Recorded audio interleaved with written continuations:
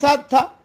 تو پھر روتے روتے میرے والد صاحب حضرت جی رحمۃ اللہ علیہ کے پاس چلے گئے بنگلہ دیش کے اجتماع میں. ناشتے کا وقت تھا.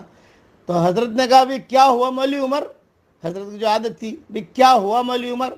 تو میرے والد صاحب رحمۃ اللہ علیہ نے کہا کہ سورہ توبہ کی آیتیں پڑھ رہا تھا. جو منافقین کی نشانیاں اللہ تعالیٰ نے بیان کی ہے وہ تو اکثر ہم میں ہے.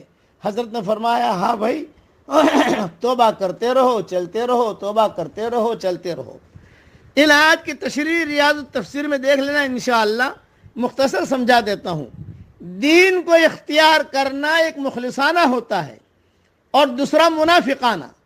مخلصانہ طور پر دین کو اختیار کرنا یہ ہے کہ دین کے مسئلے کو آدمی اپنی زندگی کا مسئلہ بنائے، اپنی زندگی اور اپنے مال پر وہ سب سے زیادہ دین کا حق سمجھے.